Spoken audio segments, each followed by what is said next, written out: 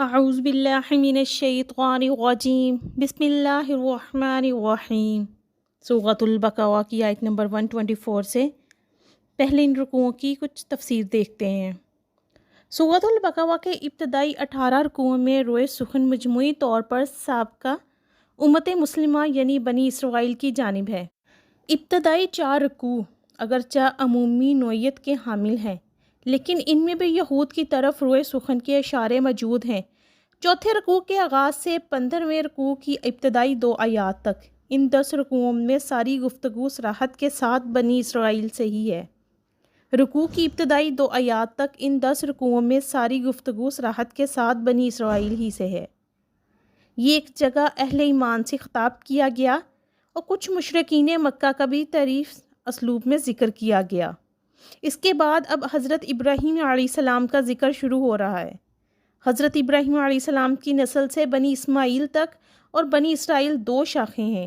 حضرت ابراہیم علیہ السلام کی زوجہ محترمہ حضرت ہاجرہ سے اسماعیل پیدا ہوئے جو بڑے تھے، جبکہ دوسری بیوی حضرت سارہ سے اسحاق علیہ السلام پیدا ہوئے۔ ان کے بیٹے یعقوب تھے جن کا لقب اسرائیل تھا۔ ان کے 12 بیٹوں سے بنی اسرائیل کے 12 قبیلے وجود میں آئے۔ حضرت اسماعیل علیہ السلام کو حضرت ابراہیم علیہ السلام نے خانہ کعبہ کے پاس وادی غیر زرع میں آباد کیا، جس سے ایک نسل بنی اسماعیل چلی۔ حضرت ابراہیم علیہ السلام کے بعد نبوت حضرت اسماعیل علیہ السلام کو تو ملی، لیکن اس کے بعد تقریباً 3000 سال کا فصل ہے کہ اس شاخ میں کوئی نبوت نہیں آئی۔ نبوت کا سلسلہ دوسری شاخ میں چلا۔ حضرت اسحاق کے بیٹے حضرت یعقوب اور ان کے بیٹے حضرت یوسف علیہ السلام سب نبی تھے۔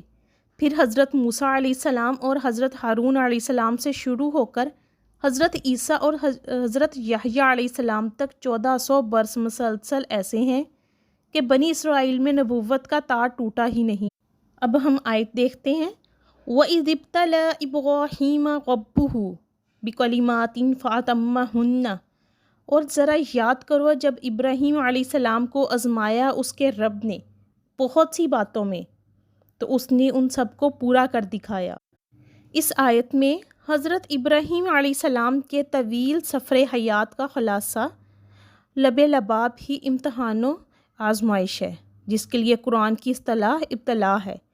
اس آیت مبارکہ میں ان کی پوری داستان ابتلا کو چند الفاظ میں سمو دیا گیا ہے، اور وہ ہیں فَأَتَمَّهُنَّ کا لفظ ان تمام امتحانات کا نتیجہ ظاہر کر رہا ہے کہ وہ ان سب پر پورا اترے، ان سب میں پاس ہو گئے، ہر امتحان میں نمایاں حیثیت سے کامیابی حاصل کی۔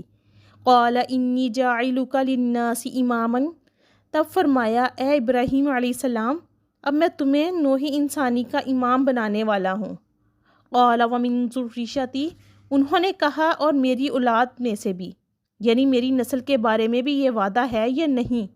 قَالَ لَا يَنَالُ أَحَدِ الظَّالِمِينَ، فرمایا میرا یہ عہد ظالموں سے متعلق نہیں ہوگا، یعنی تمہاری نسل میں سے جو صاحب ایمان ہوں گے، نیک ہوں گے، سیدھے راستے پر چلیں گے، ان سے متعلق ہمارا یہ وعدہ ہے، لیکن یہ عہد نسلیت کی بنیاد پر نہیں ہے کہ جو بھی تمہاری نسل سے ہو وہ اس کا مصداق بن جائے۔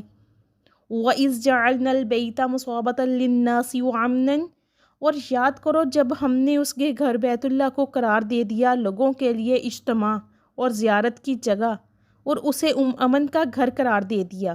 وَاتَّخِذُوا مِن مَّقَامِ إِبْرَاهِيمَ مُصَلًّى، اور ہم نے حکم دیا مقام ابراہیم علیہ السلام کو اپنی نماز پڑھنے کی جگہ بنا لو۔ دور جدید کے بعض علماء نے یہ کہا ہے کہ مقام ابراہیم سے مراد کوئی خاص پتھر نہیں ہے، بلکہ اصل میں وہ پوری جگہ ہی مقام ابراہیم میں ہے جہاں حضرت ابراہیم علیہ السلام آباد ہوئے تھے۔ لیکن صحیح بات وہی ہے جو ہمارے سلف سے چلی آ رہی ہے، اس کے بارے میں پختہ روایات ہیں کہ جس طرح حجر اسود جنت سے آیا تھا، ایسے ہی یہ بھی ایک پتھر تھا جو حضرت ابراہیم علیہ السلام کے لیے جنت سے لایا گیا تھا۔ خانہ کعبہ کی تعمیر کے دوران آپ علیہ السلام اس پر کھڑے ہوتے تھے، اور جیسے جیسے تعمیر اوپر جا رہی تھی اس کے لیے یہ پتھر خود بخود اونچا ہو جاتا تھا۔ اس پتھر پر آپ علیہ السلام کے قدموں کے نشان ہیں۔ یہی پتھر مقام ابراہیم ہے جو اب بھی محفوظ ہے۔ بیت اللہ کا طواف مکمل کر کے اس کے قریب 2 رکعت نماز ادا کی جاتی ہے۔ وَعَهِدْنَا إِلَىٰ إِبْرَاهِيمَ وَإِسْمَاعِيلَ أَن طَهِّرَ بَيْتِيَ لِلطَّائِفِينَ وَالْعَاكِفِينَ وَالرُّكَّعِ السُّجُودِ، اور ہم نے حکم کیا تھا ابراہیم علیہ السلام اور اسماعیل علیہ السلام کو کہ تم دونوں میرے اس گھر کو پاک رکھو طواف کرنے والوں، اعتکاف کرنے والوں اور رکوع و سجود کرنے والوں کے لیے۔